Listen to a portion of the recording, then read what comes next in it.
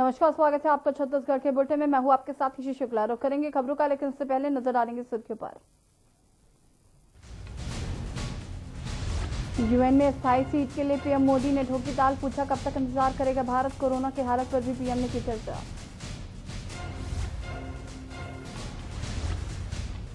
मुख्यमंत्री भूपेश बघेल ने कहा कि राजीव न्याय योजना की तीसरी किस्त 1 नवंबर को कोंडागांव में 300 करोड़ के कार्यों का लोकार्पण और भूमि पूजन भी किया।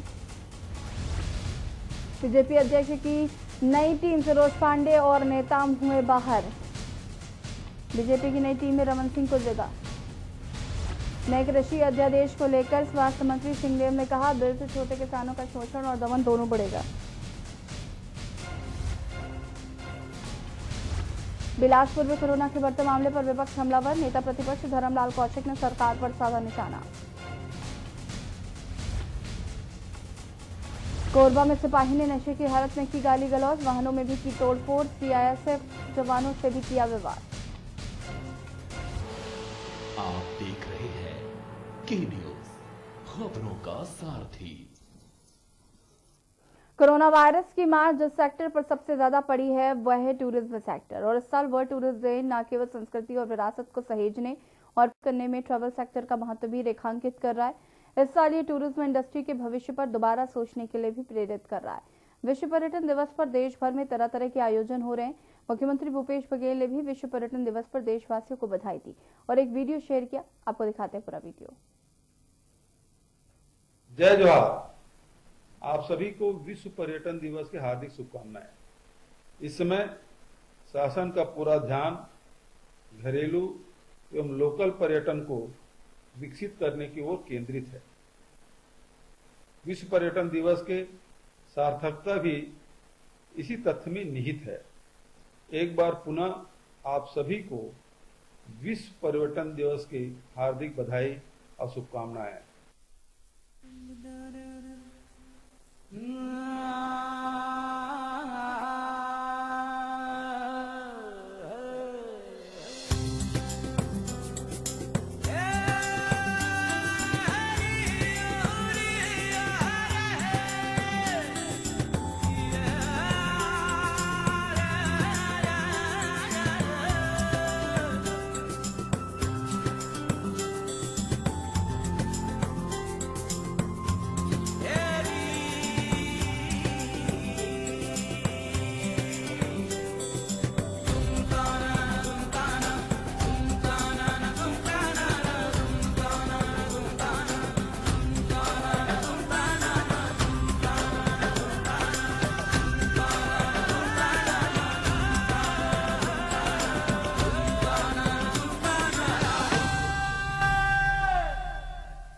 जो वर्तमान विषय है पर्यटन और ग्रामीण विकास, तो हमारे अधिकांश पर्यटन स्थल ग्रामीण अंचलों में ही हैं। हालांकि कोरोना महामारी के कारण इस दौर में बहुत ज़्यादा हम लोग काम नहीं कर पाए, पर योजनाबद्ध तरीके से विकास इसका किया जा रहा है। हमारी पूरी टीम इसके लिए प्रतिबद्ध है। तो आज विश्व पर्यटन दिवस के अवसर पर मैं सभी को बहुत बहुत बधाई और शुभकामना देता हूं। नमस्कार। रायगढ़ जिले का एनटीपीसी लारा पावर प्रोजेक्ट का कार्य प्रारंभ हो चुका है। प्रोजेक्ट के अनुसार संबंधित जगहों पर रेलवे कॉरिडोर, अंडरब्रिज इत्यादि बनकर भी तैयार हैं। ऐसे में है एनटीपीसी द्वारा बनाए गए अंडरब्रिज की बात करें तो आप सुनकर भी चौंक जाएंगे। देखिए रिपोर्ट।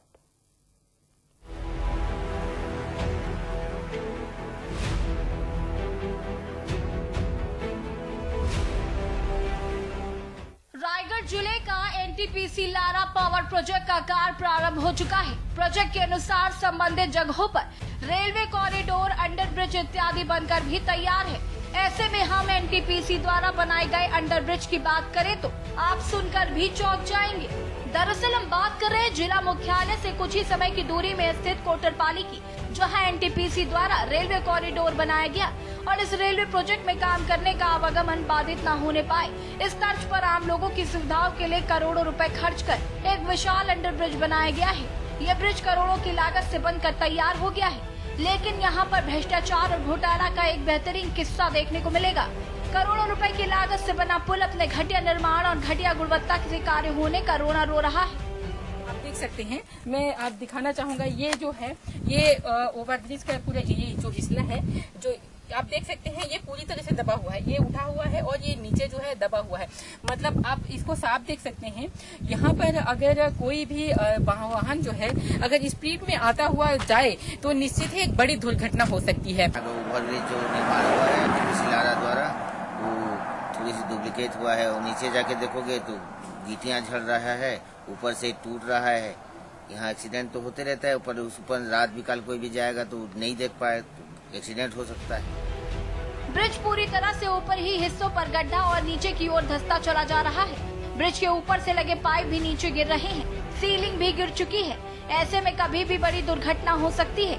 एनटीपीसी प्रबंधन से जब इस संबंध में जानकारी ली गई तो उन्होंने बताया कि अगर ब्रिज में कोई समस्या दिखती है, कोई गड़बड़ी लगती है तो इसका जिम्मेदार पूरी तरह से राइट्स एजेंसी होगा। एनटीपीसी ने यह कहकर अपना पल्ला झाड़ लिया, लेकिन कहीं न कहीं सरकारी खजाने में डाका डालता है एनटीपीसी और राइट के अधिकारी कर्मचारी अपनी जेब गर्म करने में तुले हुए हैं। तभी तो करोड़ों की लागत से बना हुआ ओवरब्रिज आज टूटता हुआ धंसता हुआ नजर आ रहा है। करोड़ों की लागत से निर्माण हुए ब्रिज को देखकर आप कह सकते हैं कि घटिया निर्माण और घटिया क्वालिटी के सामान का उपयोग कर एनटीपीसी और राइट के कर्मचारी अपनी जेब गर्म किए हैं।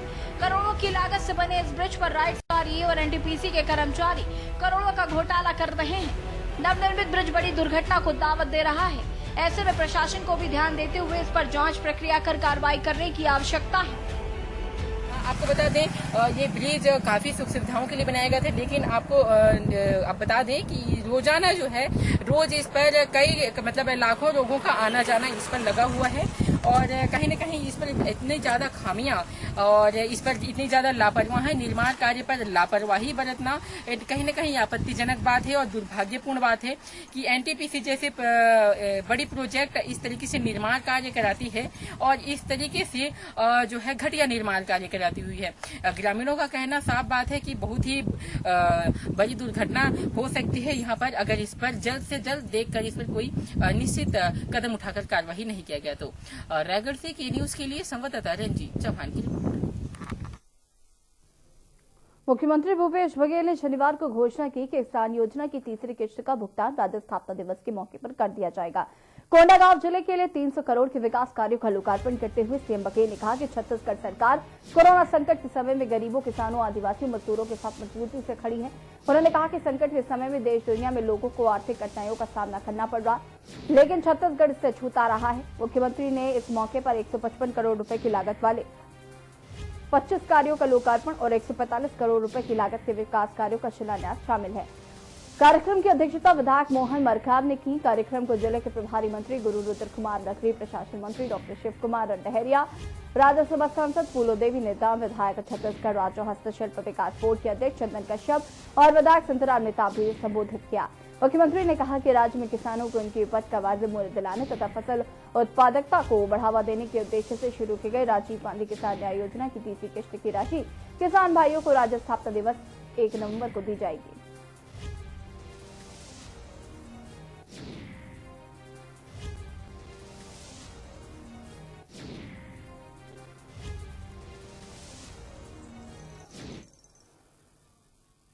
प्रदेश में कोरोना के लगातार बढ़ते प्रसार को लेकर विपक्ष एक बार फिर राज्य सरकार पर हमलावर है। नेता प्रतिपक्ष धर्मलाल कौशिक ने प्रदेश में कोरोना की रोकथाम में सरकार को फेल बताते हुए कहा कि अब समय आ गया है कि सरकार कोरोना को नियंत्रित करके राज्य को केंद्र के जिम्मे सौंपे ताकि कोरोना को नियंत्रित किया जा सके। प्रदेश की जनता कोरोना से पस्त है। रोजाना संक्रमितों और उनकी मौत की संख्या बढ़ती जा रही है और सरकार केंद्र के निर्णय के खिलाफ विरोध प्रदर्शन और स्थानांतरण करने में मस्त है। सरकार ने कोरोना को लेकर हाथ खड़े कर दिए हैं। जनता को भगवान भरोसे छोड़ दिया गया है। बात आती है तब लोगों के रोजी रोजगार की बात आती है और जब ये लॉकडाउन करते हैं तब रोजी रोजगार की चिंता क्यों नहीं होती? हम क्योंकि अभी इसके पहले कांग्रेस ने केंद्र सरकार के खिलाफ में प्रदर्शन किए और कोरोना को आमंत्रित किए। इनके दारू दुकान खुला हुआ है। कोरोना प्रदेश के जनता कोरोना से पस्त है और छत्तीसगढ़ सरकार स्थानांतरण में मस्त है। जिस प्रकार से कोरोना की भयावह स्थिति हम देख रहे हैं, आज पूरे प्रदेश में लगातार वृद्धि हो रही है।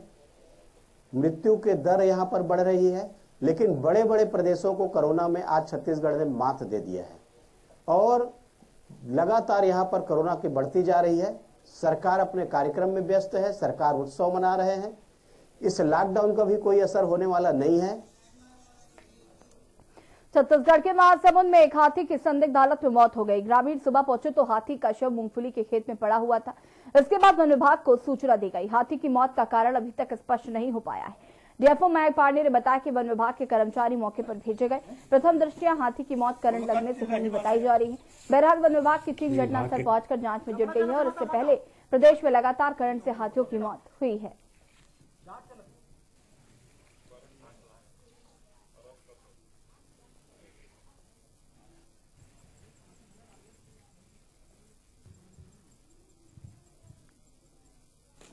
करंट लगाएं है।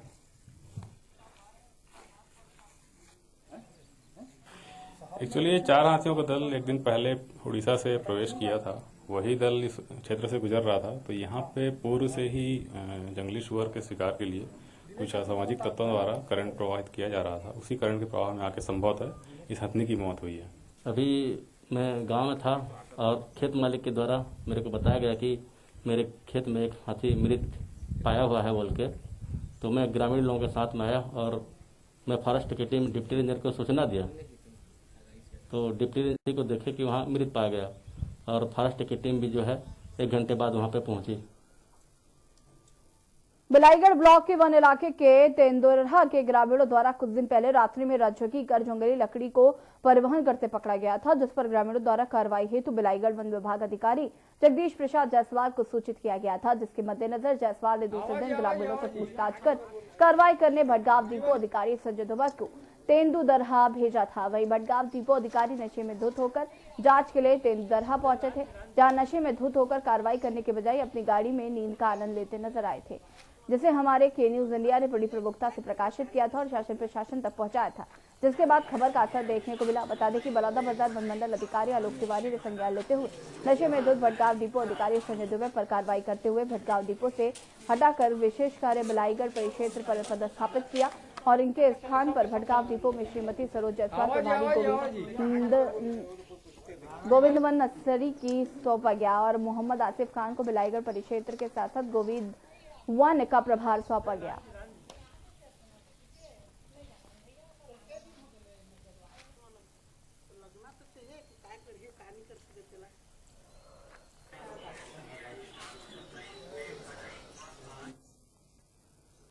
कांकेर के एक स्थानीय पत्रकार के साथ कुछ पार्षदों ने घर से लेकर थाने तक मारपीट की। प्रेस क्लब कांकेर के करीब 50 से अधिक पत्रकार इस गुंडागर्दी का विरोध दर्ज कराने के लिए कोतवाली पहुंचे ही थे कि कुछ पार्षद कोतवाली के बाहर जमा हो गए और इस दौरान विधायक प्रतिनिधि गफ्फार मेमन और कांकेर का नेता गणेश तिवारी ने सरेबाजार वरिष्ठ पत्रकार कमल शुक्ला से न केवल गाली गलौज की बल्कि बुरी तरह से मारपीट भी की। इस हमले का प्रदेश के पत्रकार संगठन ने इन्हीं के फोन में चलाता हूं निंदा की है।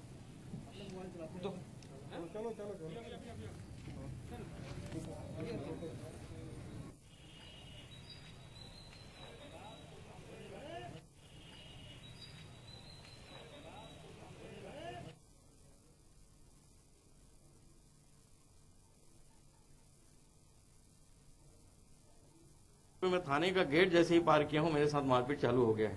मारपीट करने वाले नगर पालिका अध्यक्ष, जो अपने आप को नगर पालिका अध्यक्ष अभी भी बोलता है, जबकि उसकी पत्नी है। कोलिया जितेंद्र सिंह ठाकुर जो पुराना गुंडा रहा है वो है। गणेश तिवारी जो जिला बदर रह चुका है कांकेर में, वो सारे लोग जानते हैं, वो है जिसके खिलाफ मैं समाचार लिख ही रहा था। जो पहले से कोमरे ने जो है 2 दिन पहले मेरे को फोन में धमकी दी थी, मैंने सबको बताया था, फोन फेसबुक में सब लिखा हुआ था। ये सारी जानकारी कांकेर के पुलिस को, प्रशासन को था। कोरबा में वैश्विक महामारी कोविड-19 संक्रमण की रोकथाम व लोगों की सुरक्षा के मद्देनजर राज्य शासन द्वारा प्रदेश भर में लगाए गए लॉकडाउन को प्रभावी तरीके से लागू करने के लिए जिला दंडाधिकारी व कलेक्टर किरण कौशिक के निर्देशन व कटघोरा एसडीएम अभिषेक शर्मा के मार्गदर्शन में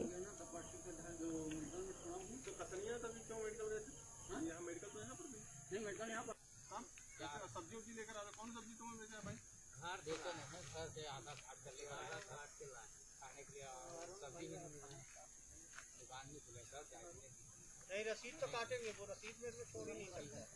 बाकी नहीं रखा नहीं सर, यहीं पे जाने हैं। अरे कहीं जा, दिल्ली जा साले, यहाँ से दिल्ली जा रहे हो तुम? सर इधर सब्जी खरीदने गए थे।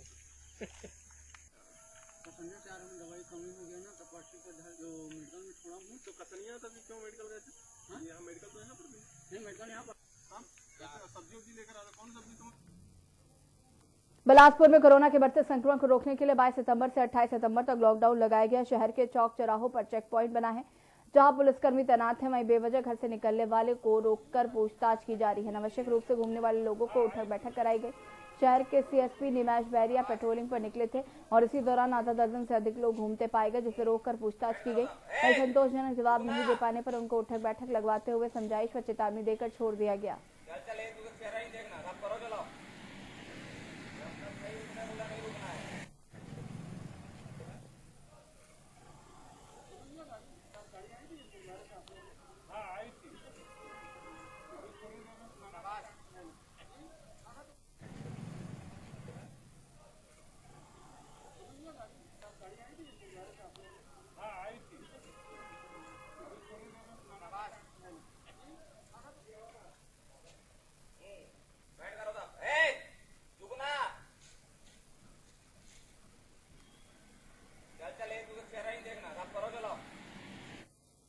बात करते हैं बलौदा बाजार की, जहां पर गिदौरी थाना पुलिस को बड़ी सफलता हासिल हुई। पुलिस ने मुखबिर की सूचना पर अवैध गांजे के साथ तस्कर को गिरफ्तार किया है, जिसके पास से करीब 6 किलो गांजा बरामद हुआ है। कि पुलिस चेकिंग कर रही थी तभी बाइक सवार एक युवक को पुलिस ने गांजे के साथ पकड़ा, जो कि जिला दमोह मध्य प्रदेश का रहने वाला बताया जा रहा है।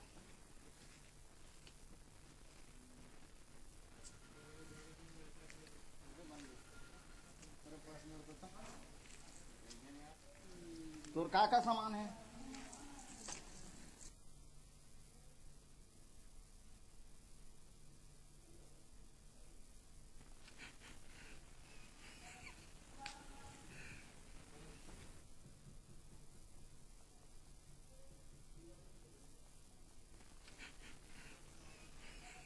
और यहाँ पर वक्त हो गया एक छोटे से ब्रेक का। जल्द हाजिर होंगे।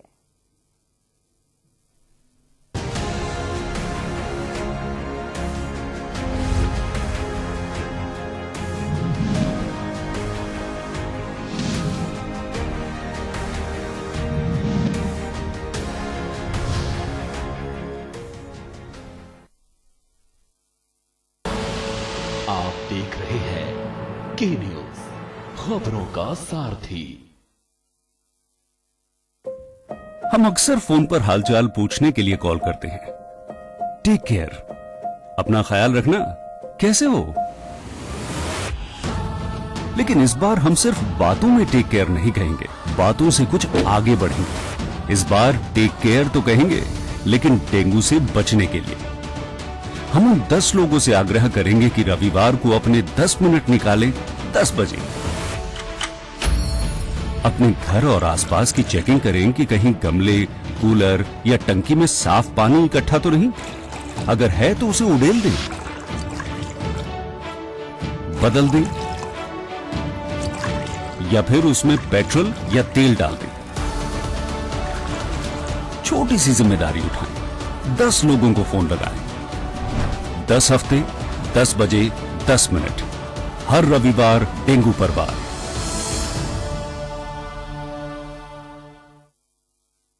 खुदी को आजमाया है तो ये अंदाज आया है, खुदी को आजमाया है तो ये अंदाज आया है।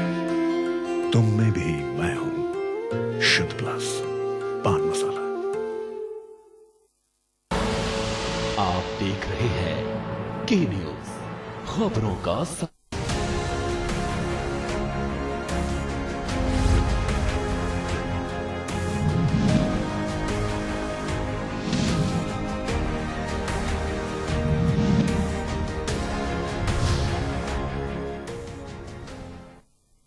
ब्रेक के बाद आपका स्वागत है। अटल सरकार में मंत्री रहे जसवंत सिंह का रविवार सुबह 6:55 पर निधन हो गया। दिल्ली के आर्मी अस्पताल में उन्होंने अंतिम सांस ली। 25 जून को उन्हें दिल्ली के आर्मी अस्पताल में भर्ती कराया गया था। उनका मल्टी ऑर्गन डिसइंफेक्शन सिंड्रोम का इलाज चल रहा था, यानी अंगों ने ठीक से काम करना बंद कर दिया था। राजनीति में आने से पहले जसवंत सेना में थे। वे मेजर के पद से रिटायर हुए थे। देखिए रिपोर्ट।